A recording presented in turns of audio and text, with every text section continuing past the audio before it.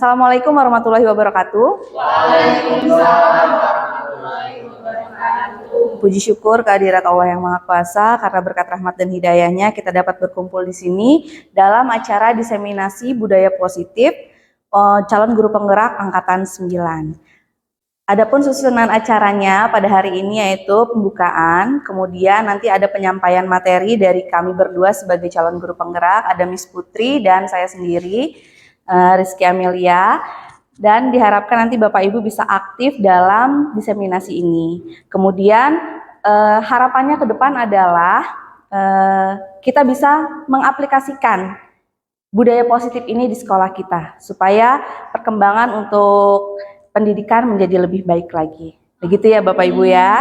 Oke, untuk pertama silakan Miss Putri untuk menyampaikan materinya. Ya, baik, terima kasih Miss Kiki atas waktunya. Assalamualaikum warahmatullahi wabarakatuh. Waalaikumsalam. Pada kesempatan hari ini, seperti yang sudah kami sampaikan sebelumnya, bahwa hari ini kami akan menyampaikan hasil diseminasi selama pembelajaran pendidikan guru penggerak. Yang pertama akan saya sampaikan mengenai materinya ya, budaya positif. Budaya positif, kira-kira kalau ngomongin budaya positif di lingkungan sekolah, sudah tergambar ya. Apa aja yang kira-kira nanti mau kita sampaikan, mau kita bahas, atau mau kami sampaikan terkait materi yang sudah kami dapat selama pendidikan guru penggerak. Berarti ini berhubungan dengan lingkungan pendidikan kita di sekolah, terutama di SMA Islam Global Kuliah. Ini salam dan bahagia. Saya sudah menyampaikan salam dan semoga kita dalam keadaan yang bahagia. Amin. Senang. Amin. Baik. Berdiri. Kita mulai ya. Yang pertama ini dari budaya positif. Sebelum kita memulai, tenangkan hati dan pikiran ya. Saya harap kita bisa fokus semua untuk menyimak apa yang akan kita bahas, kita diskusikan, kita sampaikan hari ini. Nah, sebelum kita memulai, ada sedikit pertanyaan, nggak sedikit ya, ada 3 pertanyaan. Nah, Bapak Ibu bisa jawab dengan setuju atau tidak setuju. Yang pertama, hukuman dapat mendisiplinkan anak. Setuju, tidak setuju? Setuju. Setuju. 100% setuju ya? Setuju. Selanjutnya, pemberian hukuman dengan hal positif, misalnya dengan membaca atau membersihkan halaman sekolah, itu bisa meningkatkan disiplin anak. Setuju? Setuju.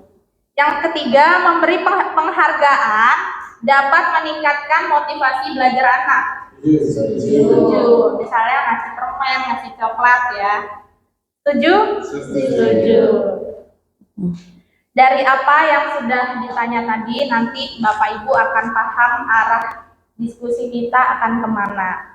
Ya, sebelumnya saya sampaikan bahwa topiknya ada 6, dan ini nanti akan dibagi 2. Saya dengan Miss Kiki, mungkin saya sampai yang topik nomor 3 ya, sampai keyakinan kelas. Jadi nanti yang awal kita bahas tentang disiplin positif dan nilai-nilai kebajikan universal.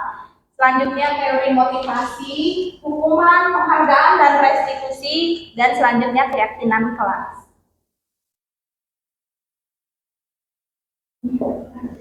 Saya di sini boleh ya, eksplorasi konsepnya ya. Langsung aja Miss Kiki, disiplin positif dan nilai kebajikan universal. Bisa dibaca di depan ya. Coba sama-sama. Harus saya sampaikan ya. Coba. Kegiatan kepalan tangan, ada A dan B. Anda dan teman Anda boleh sebelah-sebelahan ya. Sobeklah secari kertas kecil, tuliskan benda atau sesuatu yang sangat berharga. Mungkin nggak usah disobek, nggak apa-apa, tapi di dalam hati aja ya. Tuliskan benda atau sesuatu yang sangat berharga untuk Anda. Letakkan di salah satu tangan Anda. Dikepalkan, letakkan di salah satunya. Genggam benda tersebut dengan segala daya, maksudnya sekuat-kuatnya. gitu ya. Terus teman yang B akan mencoba sekuat tenaga atau berbagai cara agar Anda yang A itu bisa ngasih apa yang di kepala si A. Jadi B itu berusaha minta apa yang lagi di kepala sama si A ya.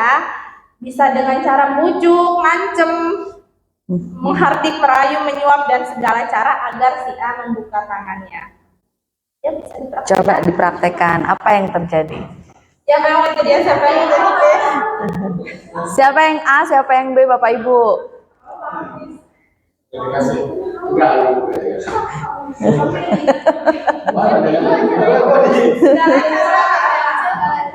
Segala cara, pakai rayuan, pakai apa coba? Ya, jadi apa yang terjadi kira-kira A atau B gimana? Menolak, nggak dikasih, terus marah. Ya, pokoknya intinya yang A pasti akan mempertahankan sesuatu yang menurut mereka penting atau berharga. Nah, ini perubahan paradigma pada teori kontrol atau teori pilihan atau ilusi kontrol ya. Ilusi guru mengontrol murid, ilusi bahwa kritik dan membuat orang merasa bersalah dapat menguatkan karakter. Ilusi bahwa semua penguatan positif, efektif, dan bermanfaat. Ilusi bahwa orang dewasa memiliki hak untuk memaksa. Nah, jadi sebenarnya siapa sih yang memiliki kontrol? Itu coba bisa kita lihat di depan. Jadi ini teori dari stimulus respon atau teori kontrol. Kita mencoba mengubah orang ya responnya. Kita mencoba mengubah orang agar berpandangan sama dengan kita. Nah, teori kontrolnya kita berusaha memahami pandangan orang lain tentang dunia. Terus stimulusnya tidak bisa mengontrol orang lain. Pemaksaan ada pada saat bujukan gagal. Jadi kalau mau bujuk gagal biasanya maksa. Yang di teori kontrol itu kolaborasi menciptakan pilihan-pilihan baru. Ada lagi model berpikir menang atau kalah. Jadi menjadi model berpikir menang-menang. Nah, coba disimak. Ini banyak ya bagannya. Disiplin positif pada teori kontrol menurut Dr. William Glasser. Kira-kira ada yang bingung ya? Atau banyak? Coba disimak dulu menurut Bapak Ibu ini kemana alurnya. Di bagian utama teori kontrol, terus ada 4 cabangnya. Anda tidak bisa mengontrol orang lain, hanya Anda yang bisa mengontrol diri Anda. Nah, maknanya disiplin ya. Jadi belajar kontrol diri dengan menggali potensi kita agar tercapai tujuan mulia, yaitu seseorang yang kita inginkan berdasarkan nilai-nilai yang kita hargai. Terus di bagian yang kedua, semua perilaku memiliki tujuan. Bawahnya itu ada teori motivasi. Nanti sebelahnya ada model berpikir menang-menang, kolaborasi dan konsensus menciptakan pilihan-pilihan baru. Muncullah nanti yang namanya 5 posisi kontrol. Nanti sebelahnya ada realitas atau kebutuhan setiap orang itu berbeda-beda. Jadi kita berusaha memahami pandangan orang lain tentang dunia. Setiap orang memiliki gambaran yang berbeda. Jadi ada nanti 5 kebutuhan dasar manusia. Jadi ada 4 yang akan kita bahas. Yang pertama disiplin, teori motivasi, posisi kontrol, dan kebutuhan dasar manusia. Ini boleh lah ya. Jadi di teori motivasi nanti ada untuk menghindari hukuman, ada untuk mendapatkan imbalan. Jadi motivasi peserta didik ya, itu biasanya ada 2. Mereka melakukan sesuatu disiplin atau hal yang positif itu antara 2, untuk menghindari hukuman atau untuk mendapatkan imbalan. Jadinya kalau 2 ini antara untuk menghindari hukuman atau imbalan, jadinya mereka berbuat baik itu motivasinya ekstrinsik, jadi bukan karena dari diri sendiri. Itu. Jadi ada faktor dari luar yang mencetuskan mereka untuk berbuat disiplin atau berbuat positif. Selanjutnya kalau posisi kontrol, nanti kita sebagai guru itu punya beberapa posisi kontrol. Yang pertama ada sebagai penghukum. pembuat merasa bersalah, teman, pemantau, dan manajer. Nah, sebenarnya kalau nanti kita bahas satu-satu, kalau yang paling baik itu adalah posisi kita sebagai manajer. Ya, jadi sebagai manajer, nanti imbasnya apa? Membuat motivasinya jadi motivasi intrinsik. Jadi peserta didik itu berbuat baik atau berbuat sesuatu yang positif itu atas dasar dirinya sendiri, kemauan dirinya sendiri. Tuh. Nanti kalau udah bisa memunculkan motivasi dari diri, oh saya mau datang tepat waktu. Misalnya ini contoh di guru ya, kita datang tepat waktu. Bukan karena dia dari mana Mr. Ben atau bukan karena biar nggak dipotong gajinya, gitu ya. Tapi kita datang tepat waktu, misalnya biar jam pertama nggak telat atau nanti habis istirahat kita nggak kepotongnya banyak, gitu ya. Lebih kepada tanggung jawab diri sendiri. Nah, nanti itu akan memunculkan nilai-nilai kebajikan universal. Nah, maksud nggak nilai kebajikan? Iya. Kalau kebajikan artinya kebaikan. Universal artinya Menyeluruh. Jadi kebaikan, nilai kebaikan yang umum. Jadi misalnya datang tepat waktu, memakai baju seragam, terus makan di kantin, ya gitu. Jadi hal-hal yang memang bisa kita jadikan disiplin nanti di kelas dalam kata-kata yang positif, nilai kebajikan. Nanti di posisi kontrol ini sebagai guru kan ada 5. Nanti ujung-ujungnya kita akan bahas tentang segitiga restitusi. Itu bagaimana kita menyelesaikan masalah di kelas dengan segitiga restitusi. Terus nanti ada 5 kebutuhan dasar manusia, ada bertahan hidup, penguasaan, kasih sayang, rasa diterima, kesenangan, dan kebebasan. Jadi biasanya peserta didik itu, misalnya waktu jam kita ada yang terus atau ngobrol terus. Nah, biasanya mereka itu punya kebutuhan dasar yang ingin dipenuhi. Gitu. Biasanya kalau kita lagi ngajar terus anak itu ada salah satu anak yang nggak menghargai kita, terus ngobrol terus misalnya, kira-kira apa sih yang ingin mereka penuhi dari kebutuhan dasar manusia yang ada di luar? Bertahan hidup, penguasaan, kasih sayang dan rasa diterima, kesenangan, kebebasan. Kira-kira mereka itu butuh apa sih? Contoh aja ya, nanti kita bahas lebih detail lagi. Iya, misalnya kita lagi jelasin, terus ada anak yang sibuk aja gitu, nggak pernah mau ikut alur kita. Kasih sayang dan diterima bisa. Iya, jadi mereka biasanya pengen diperhatiin, butuh kasih sayang dari kita sebagai perhatian guru, gitu ya. Nah, ini makna disiplin. Jadi disiplin itu sebenarnya apa sih? Kalau sebelum kita melihat artinya, yang selama ini kita pikirkan tentang disiplin adalah tertib, bentuk tanggung jawab, ya, waktu gitu. Jadi sebenarnya makna disiplin itu adalah berasal dari bahasa Latin, artinya belajar. Jadi disiplin membuat orang menggali potensinya menuju sebuah tujuan apa yang dia hargai. Misalnya kita disiplin waktu, berarti kita menghargai waktu. Gitu. Tujuannya apa? Biar jadi orang yang teratur, misalnya. Jadi disiplin itu kita menggali potensi kita dengan tujuan yang kita harapkan nantinya mau jadi apa. Terus nilai itu yang kita berarti kita menghargai waktu.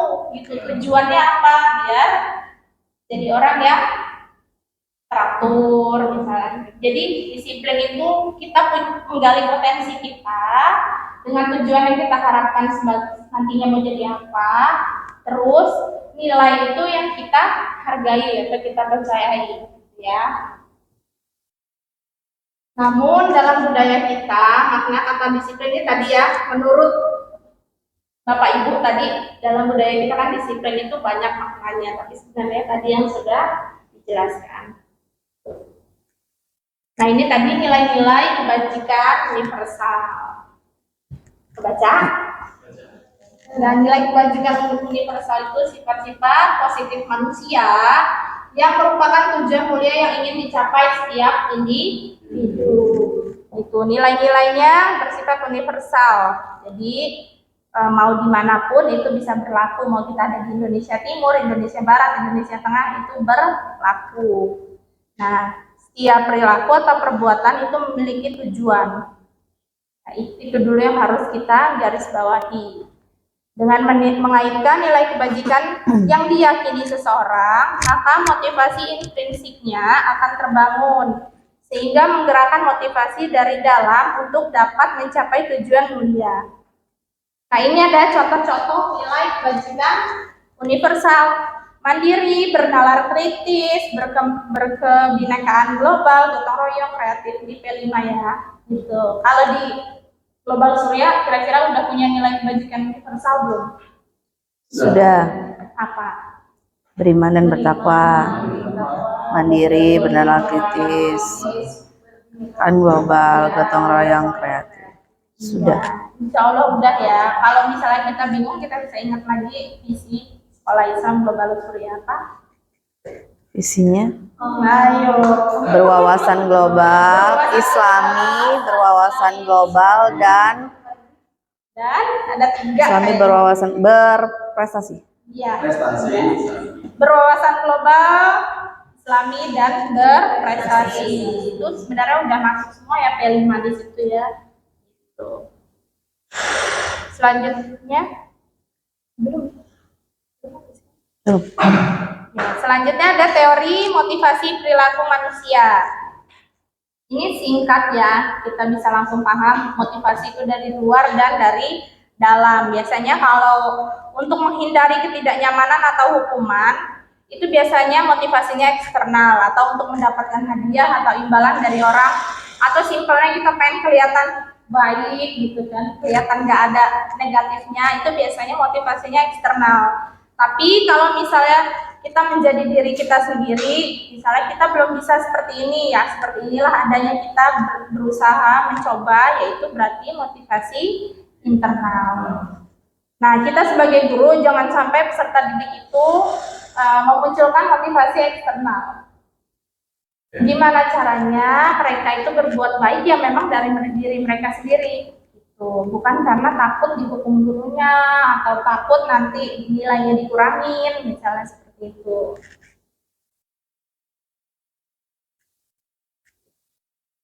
Nah, ini ada kutipan dari Bapak Pendidikan kita, yaitu Ki Hajar Dewantara. Jadi sekedar mengingatkan lagi ya bahwa kita di Guru Penggerak itu kiblatnya adalah dari Bapak Ki Hajar Dewantara. Jadi sekilas aja, merdeka itu artinya tidak hanya terlepas dari perintah, tapi kita juga bisa membuat memerintah diri sendiri. Ayo kita bisa gitu, ayo kita pasti semangat, ayo kita jangan sedih, misalnya gitu, ayo kita bangkit gitu ya. Nah, ini bentuk program apresiasi atau kebajikan. Dalam memberikan apresiasi perlu diingat bahwa beri pengakuan secara khusus pribadi kepada semua murid, gantian, konsisten, dan fokus pada proses. Jadi kalau kita mau ngasih apresiasi kepada peserta didik kita, beri apresiasi itu secara khusus. Misalnya, terima kasih ya sudah menjadi peserta didik yang selalu mengumpulkan tugas tepat waktu. Dan pengakuannya dari diri kita sendiri pribadi sebagai seorang guru, bukan karena kita dengar cerita dari guru-guru yang lain. Terus selanjutnya, jangan hanya fokus sama satu murid yang berprestasi. Biasanya kita kan sering muji yang berprestasi aja. Nah, gantian gitu, karena setiap peserta didik itu punya potensinya masing-masing. Terus konsisten dan fokus pada prosesnya.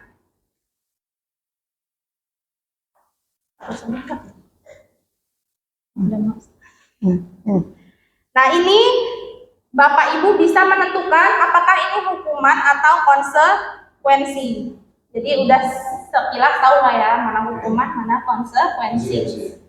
Ya, coba saya bacakan, nanti Bapak Ibu tentukan itu hukuman atau konsekuensi. Mencatat 100 kali di dalam buku, kalimatnya saya tidak akan terlambat lagi karena terlambat datang ke sekolah. Hukuman atau konsekuensi? Hukuman. Lari mengelilingi lapangan basket 2 kali karena terlambat hadir sekolah. Murid diminta untuk push up 15 kali karena tidak menggunakan masker ke sekolah. Hukuman. Menggantikan kertas tugas teman yang telah dicoret-coret. Membersihkan tumpahan air di meja karena tersenggol pada saat belajar. Murid disuruh untuk mengenakan sepatu seharian di sekolah karena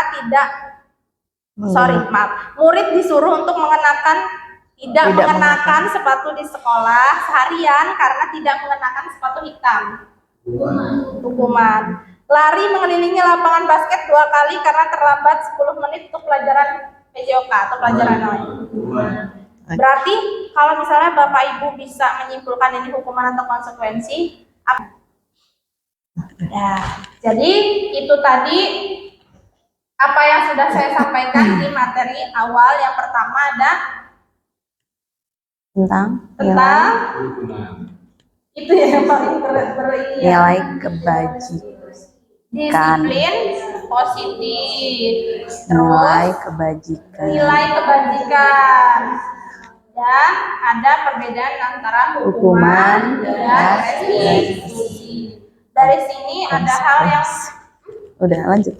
Dari sini ada hal yang masih ingin diperjelas atau apa yang sudah kalau misalnya udah jelas ada boleh. Berarti konsekuensi itu bentuk dari tanggung jawab boleh bisa.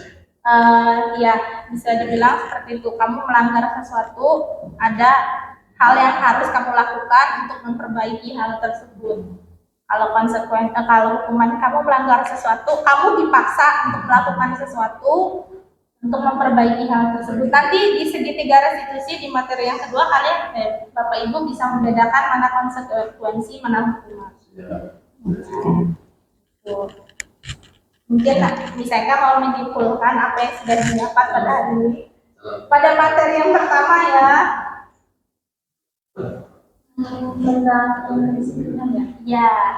Jadi di situ ada pembelajar. Jadi kita belajar menjadi lebih baik dan tertib. Terus apa lagi?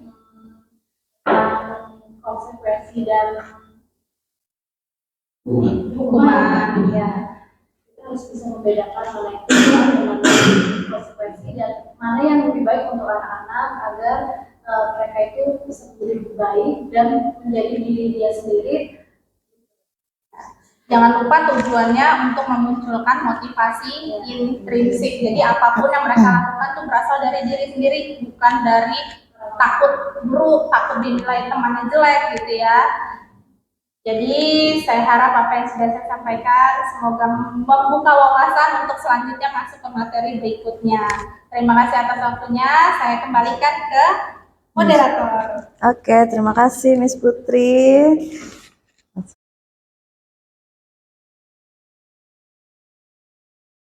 Kiki dipersilakan. Terima kasih Miss Putri. Oke. Oke, Bapak Ibu masih semangat? Semangat. Tepuk tangan dulu buat kita semua, yuk. Oke, lanjut ke materi berikutnya yaitu tentang restitusi. Kalau kita tadi sudah bicara tentang disiplin, nilai-nilai kebajikan, hukuman dan konsekuensi, kita akan masuk ke restitusi. Ini lanjutan dari apa sih perbedaan dari hukuman dan konsekuensi tadi? Ya, jadi restitusi itu adalah proses menciptakan kondisi murid untuk memperbaiki kesalahan mereka sehingga mereka akan kembali kepada kelompok mereka dengan karakter yang lebih kuat. Restitusi ini sendiri dia lebih pada proses kolaboratif yang mengajarkan murid untuk mencari solusi dari masalah mereka.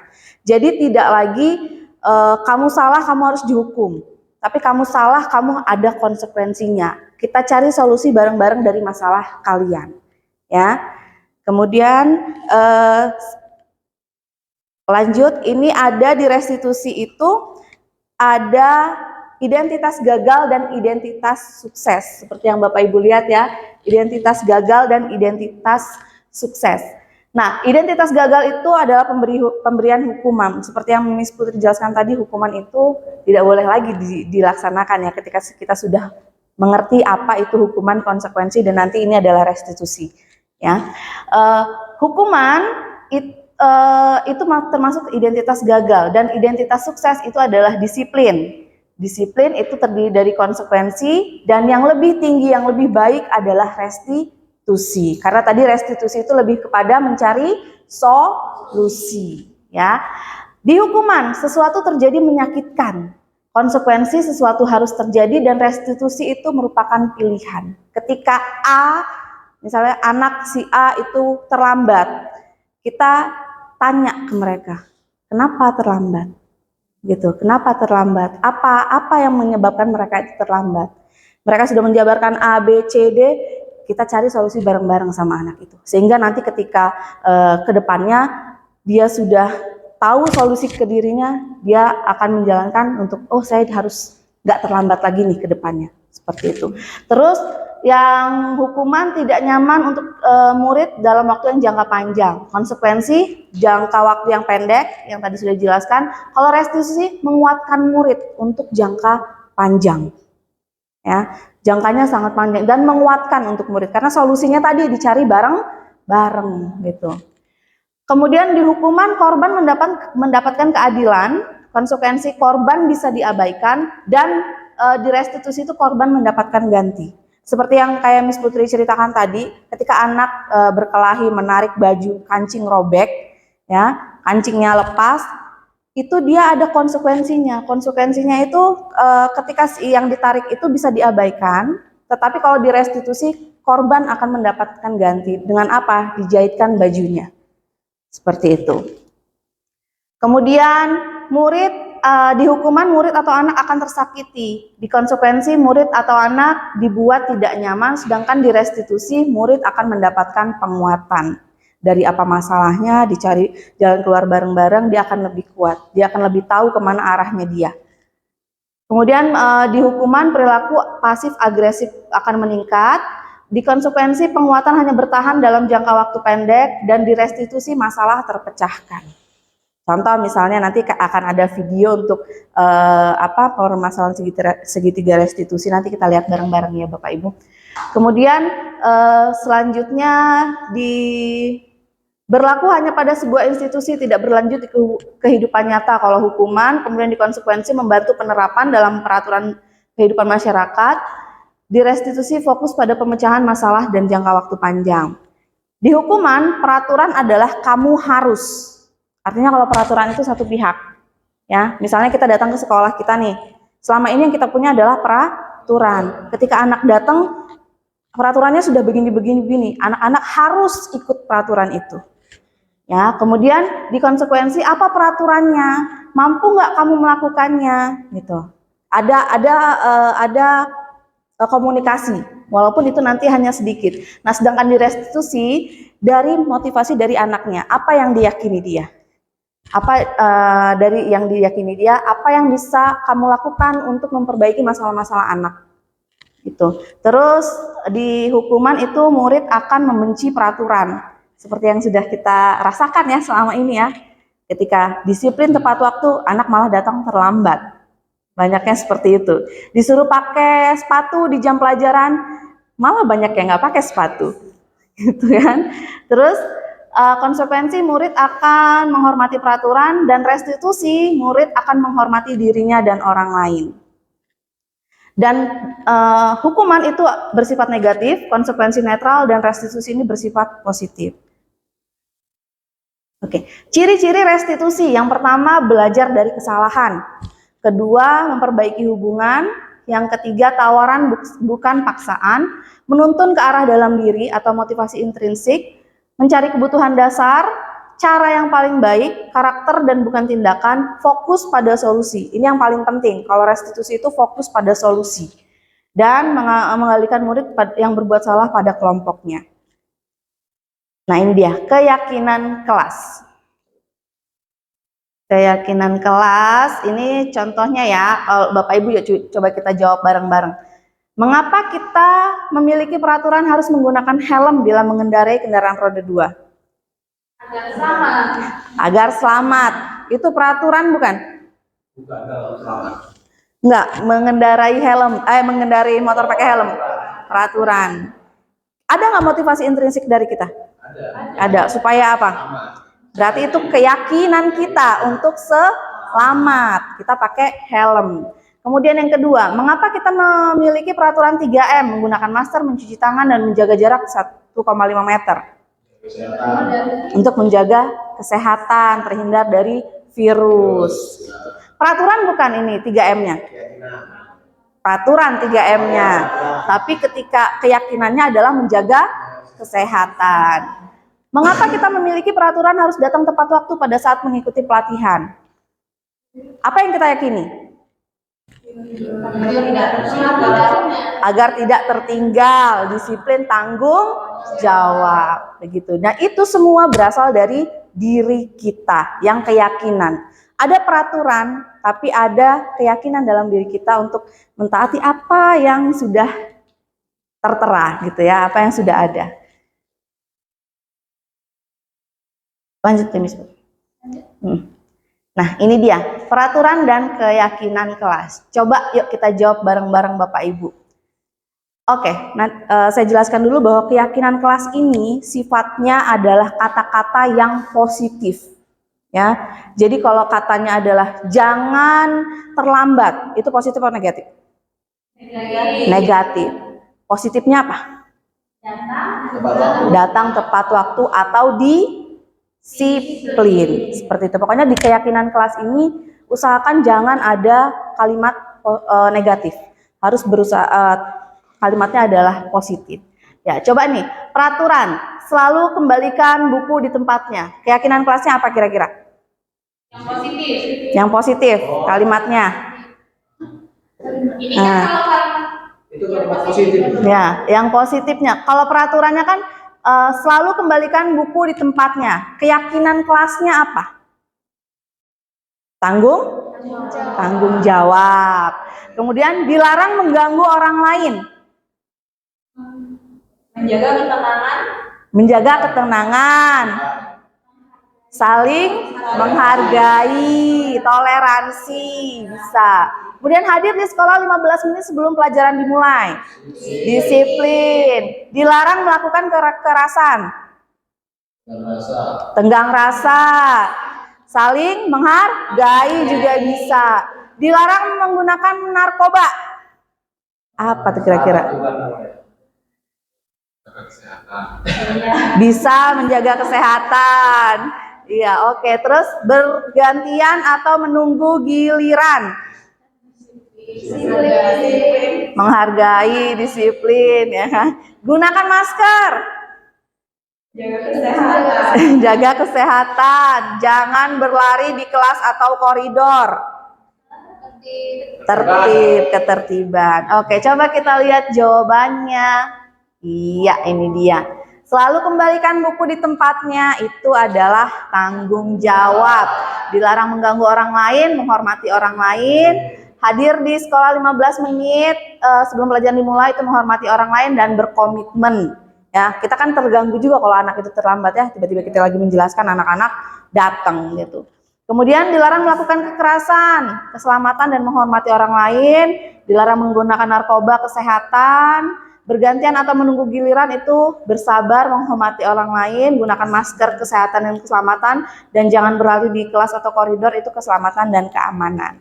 Ya, jadi Bapak Ibu paham ya, untuk keyakinan kelas itu kata-katanya adalah kata-kata yang positif. Jadi kedepannya kalau kita buat peraturan kelas atau peraturan di sekolah ini atau peraturan di SMA Islam Global Surya, jangan menggunakan kata yang negatif. Misalnya dilarang terlambat, itu kita ubah kata-katanya menjadi lebih kepada disiplin, tanggung jawab, begitu. Ya, paham ya? Oke. Yuk. Kebutuhan dasar manusia dan dunia yang berkualitas. Oke, seperti yang Miss Putri jelaskan tadi singkat, kebutuhan dasar manusia itu ada 4. Yang pertama rasa kasih sayang, kemudian penguasaan, kesenangan, dan kebebasan. Kira-kira Bapak Ibu di sini sudah melengkapi 4 itu semua belum? Dalam hidup. Ada yang belum? Ayo. Sudah ya. Kita semua pernah merasakan ini semua ya. Bahkan anak murid kita juga pun pasti pernah merasakan ini semua. Mungkin timingnya yang berbeda. Ya, kadang kita merasa ingin diterima, kadang kita besoknya lagi kita merasa senang, besoknya lagi merasa untuk bebas, bosan karena bosan merasa ingin bebas, kemudian besoknya rasa ingin menguasai seperti itu. Kita semua pernah merasakan hal-hal ini karena ini adalah cara-cara untuk bertahan hidup. Ya, kita seperti ini. Gitu. Lanjut Miss Putri. Nah, ini 5 posisi kontrol. 5 posisi kontrol itu ada penghukum, pembuat rasa bersalah, teman, pemantau, dan manajer. Ya. Penghukum dan pembuat rasa bersalah itu dikatakan sebagai identitas gagal yang kontrolnya dari luar atau motivasi ekstrinsik. Identitas berhasil itu kontrol dari luar juga, yang terdiri dari teman atau pemantau, itu juga ekstrinsik, lebih kepada mengharapkan imbalan atau ketergantungan pada orang lain. Kemudian identitas berhasil atau sukses itu kontrol diri dari intrinsik, ya, dari dalam diri. Kita lihat, guru berbuat, menghardik, menunjuk-nunjuk, menyakiti, menyindir. Pernah nggak Bapak Ibu seperti itu? Pernah nggak menghardik, menunjuk-nunjuk, marah-marah, ya kan, menyakiti, menyindir? Pernah, oke. Berarti Bapak Ibu pada saat itu adalah sebagai posisinya penghukum. Oke, ya. Kemudian guru berbuat, berceramah, mengatakan seharusnya kamu seperti ini. Miss kecewa deh kamu seperti ini. Mister kecewa deh seperti ini. Pernah? Pernah. Oke. Itu artinya Bapak Ibu dalam posisi pembuat rasa bersalah. Ya. Kemudian sebagai teman membuat alasan-alasan untuk muridnya. Kemudian sebagai pemantau itu penghitung atau mengukur, dan manajer itu mengajukan pertanyaan-pertanyaan. Kenapa kamu begitu? Kenapa kamu begitu? Apa alasannya kamu begitu? Itu sebagai posisi manajer. Kemudian guru berkata lagi sebagai penghukum, kalau kamu tidak melakukan, awas ya. Kemudian rasain deh kalau kayak gitu. Ya, itu berarti Bapak Ibu sedang dalam posisi penghukum. Sedangkan di pembuat rasa bersalah, kamu seharusnya kamu sudah tahu, Ibu lelah mengatakannya. Miss capek lo ngadepin kamu, gitu. Mister capek ngadepin kamu. Aduh, Miss stres banget kalau kayak gini terus ya kan? Kalian kasihan sama Miss. Iya gitu kan, begitu. Itu pembuat rasa bersalah. Kemudian ada lagi sebagai teman, ayo lakukan demi ibu, misalnya gini, ayo cepetan, udah ditunggu Mr. Ben di bawah, nanti Miss kena marah Mr. Ben loh, kayak gitu kan. Seringnya kan kita seperti itu kalau menggiring anak ya, kalau ke bawah gitu, ayo cepetan nanti ditunggu Mr. Ben, nanti Miss kena marah loh sama Mr. Ben gitu kan. Terus ada lagi, masa kamu nggak mau sih nolongin Miss gitu kan. Terus ingat nggak kamu pernah Miss bantu, tolongin ya sekali ini aja gitu kan. Ya, itu posisinya sebagai teman. Kemudian untuk pemantau, pemantau ini karena kita sebagai guru kita tanya mereka, kamu tahu nggak aturannya? Kenapa kamu terlambat? Kamu tahu nggak aturannya? Kenapa kamu nggak kerjain PR? Kamu tahu nggak aturan kelas kita? Seperti apa? Kemarin kan udah kita perjanjian, kalau nggak ngerjain PR, kamu harus begini. Kamu ingat nggak itu? Gitu ya, itu seperti itu. Kemudian kalau manajer, apa yang kita yakini, kemudian apa yang bisa kamu kerjakan untuk memperbaiki masalah ini. Misalnya dia nggak ngerjain PR, kamu kenapa nggak ngerjain PR? Misalnya dia lupa, kalau kamu lupa, kamu mau nggak untuk ngapain ngerjain PR-nya sekarang, atau ngerjain PR-nya Miss tunggu beberapa jam lagi, atau dikumpul pada saat istirahat, seperti itu. Itu posisinya sebagai manajer. Hasilnya ketika sebagai penghukum, itu murid akan memberontak dan menyalahkan orang lain. Kemudian dia juga akan berbohong. Ketika guru itu posisi penghukum, maka murid akan semakin berbohong, akan menyalahkan orang lain. Kenapa kamu terlambat? Mama saya Miss nyuruh nganter adik saya dulu. kan? Nambah bohong, padahal dia bangunnya telat, kesiangan, seperti itu. Kemudian di posisi pembuat rasa bersalah, menyembunyikan, menyangkal, sama berbohong juga sama. Teman itu ketergantungan, kayak misalnya, kamu kenapa nggak ngerjain PR? Itu Miss, buku PR saya dibawa Imam, misalnya gitu kan. Nah, si Imam lagi ya kan. Buku PR saya dibawa Imam, Miss. Besoknya dia nggak ngerjain lagi. Kenapa lagi kamu nggak ngerjain PR? Dibawa Imam lagi, Miss. Itu berarti dia ketergantungan. Ketika pertama dia lolos dari hukuman, dan misalnya dari konsekuensi dia, besoknya dia akan mengulang lagi. Bergantung seperti itu. Kemudian pemantau, menyesuaikan diri bila diawasi. Pernah nggak Bapak Ibu mengalami ini? Dia akan menyesuaikan diri ketika diawasi. Misalnya, ketika anak-anak mau keputrian, ya, kita kegiatan keputrian siang. Anak-anak tuh senang banget kalau kumpul-kumpul di kelas tuh. Lama banget mereka ke atas kan. Ketika Miss-nya datang bawa penggaris, ayo cepet, baru naik ke atas. Gitu kan? Berarti itu menyesuaikan diri akan ke atas kalau mereka diawasi, kalau mereka disuruh. Seperti itu.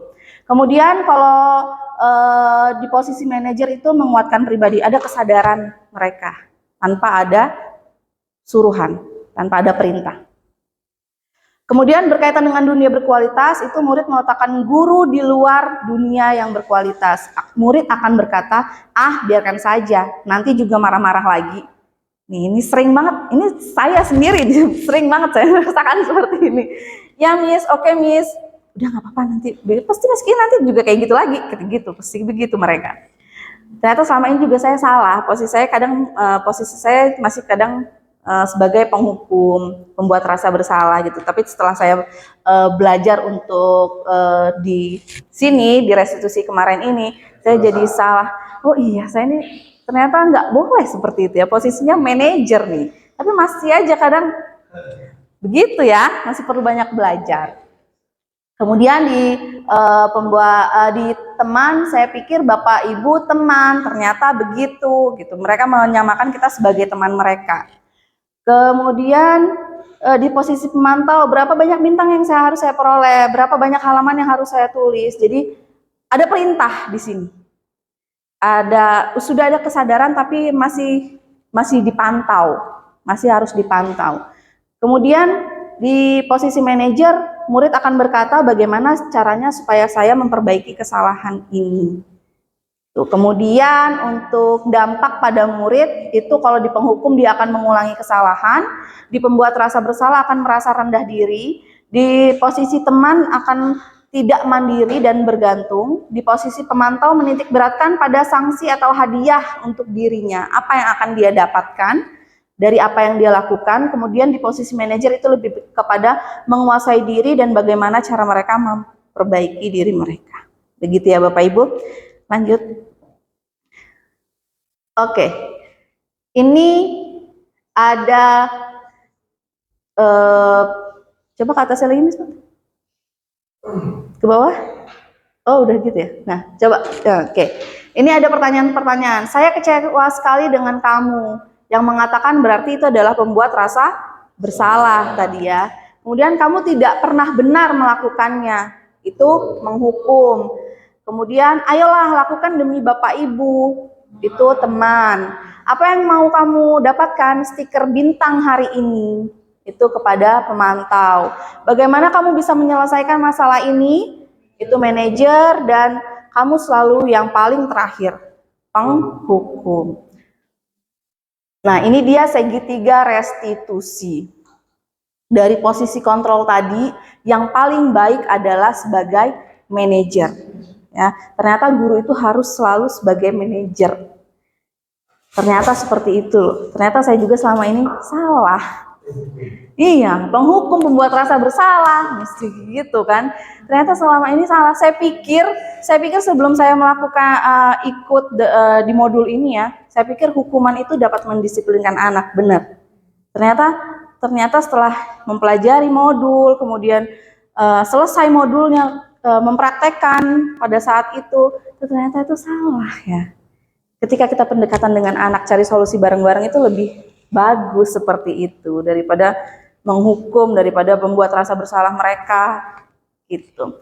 Nah, di segitiga restitusi ini ada 3 kegiatan untuk mencari masalah, mencari solusi dari masalah-masalah yang sudah anak-anak lakukan ya. Ini bukan hanya bisa dilakukan di sekolah loh Bapak Ibu.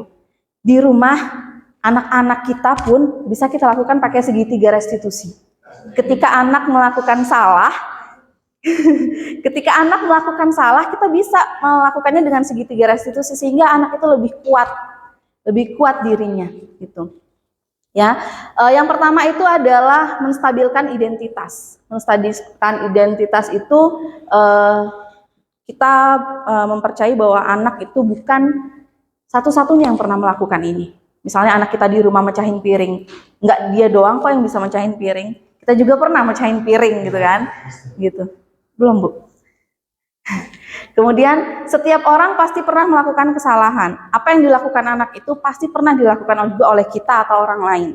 Gitu. Jadi jangan judge kamu tuh kayak gitu. Gitu ya, Bapak Ibu. Kemudian validasi kebutuhan. Validasi kebutuhan itu kamu tentu punya alasan mengapa kamu melakukan itu. Ya, kemudian adakah cara efektif untuk mendapatkan yang kamu butuhkan? Terus yang terakhir adalah menanyakan keyakinan, nilai-nilai apa yang telah disepakati dan kamu ingin menjadi orang yang seperti apa setelah kamu melakukan kesalahan itu. Oke, di sini menstabilkan identitas untuk membuat anak yang merasa gagal karena berbuat salah menjadi positif terhadap dirinya. Guru akan berkata berbuat salah itu hal yang manusiawi, tidak ada manusia yang sempurna, Bapak Ibu juga pernah berbuat salah. Kita pasti bisa menyelesaikan permasalahan ini. Bapak Ibu tidak tertarik untuk mencari tahu siapa yang benar, siapa yang salah. Bapak Ibu hanya untuk menyelesaikan masalah. Seperti yang digarisbawahi tadi, fokus pada solusi. Dan kalau kamu menyalahkan dirimu sendiri terus-menerus, apakah kamu bersikap baik terhadap dirimu sendiri? Tuh.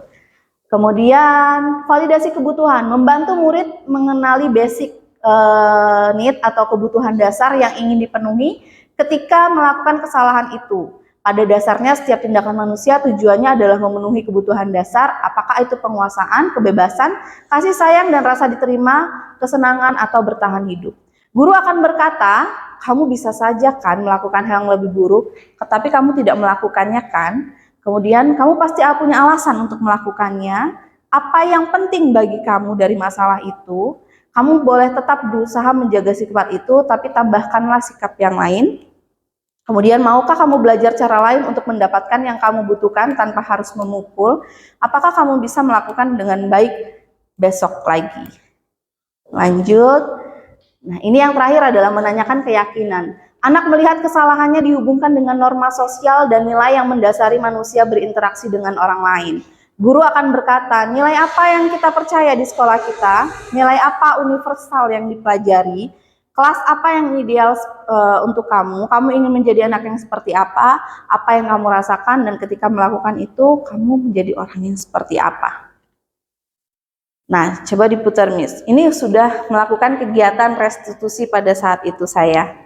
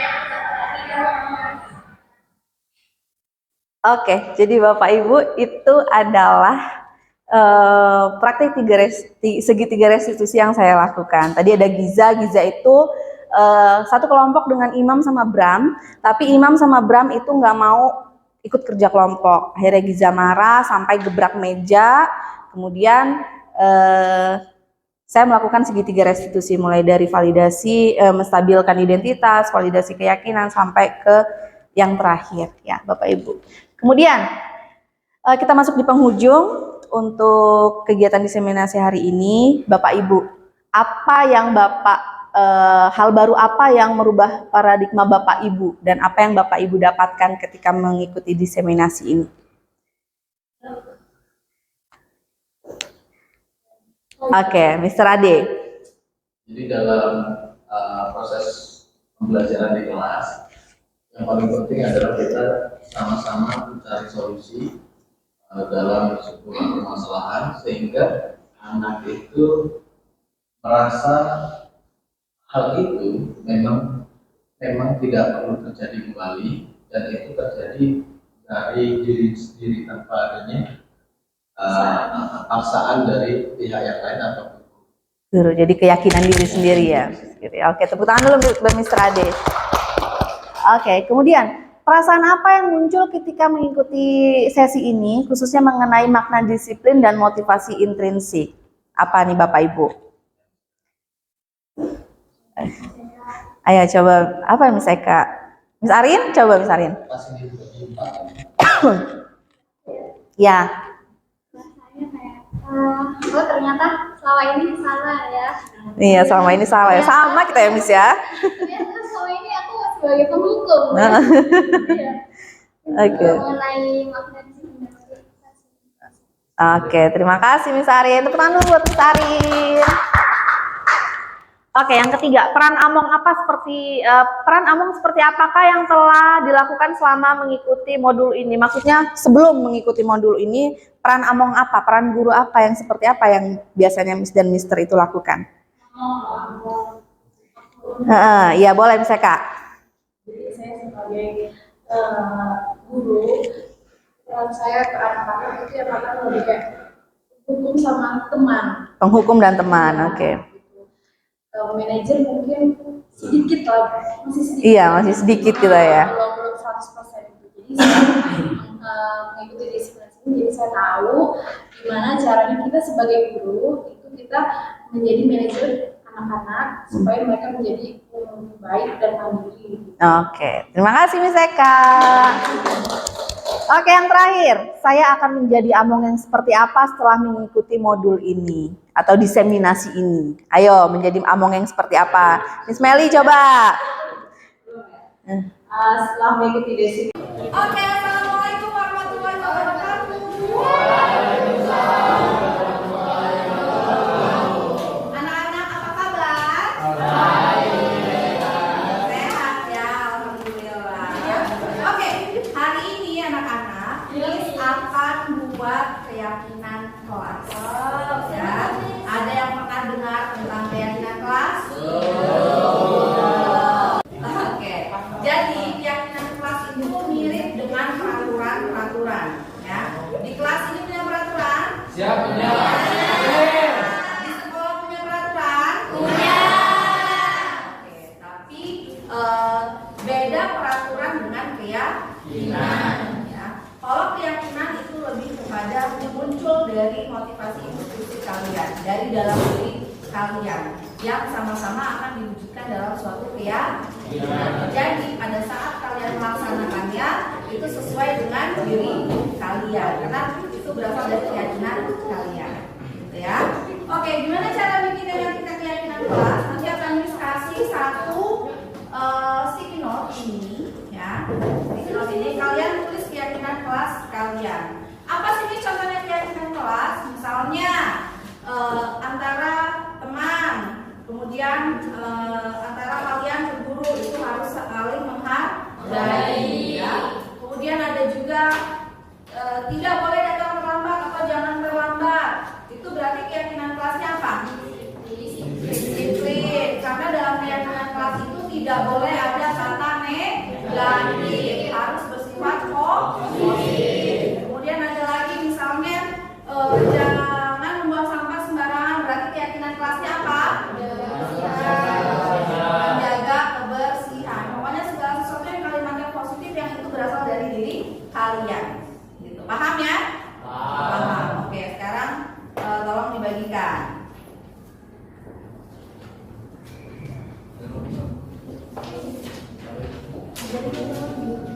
Satu-satu ya.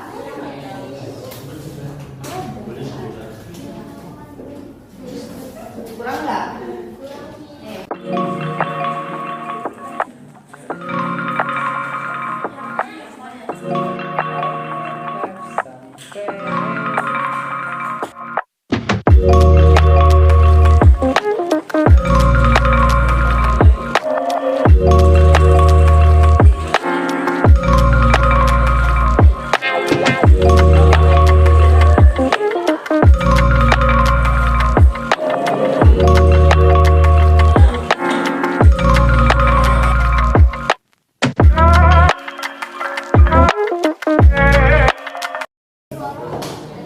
Oke, anak-anak, coba kita lihat ya. Ini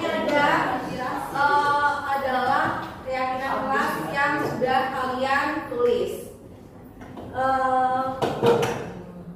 Saling berbagi ilmu, menjaga ketertiban kelas, saling menghargai perbedaan, rajin, pemaaf, jujur, saling menghargai. Ya, saya lengkap. Ya, sebentar ya. Kita ambil yang ini dulu. Santun, satu dan api disiplin. Oke, tulis aja di sini. Oke, jadi ini adalah hasil dari keyakinan kelas kalian. Kalian sanggup nggak untuk melaksanakan keyakinan kelas ini? Sanggup ya. Kalau sanggup, nanti maju satu-satu untuk penandatanganan keyakinan kelas, ya.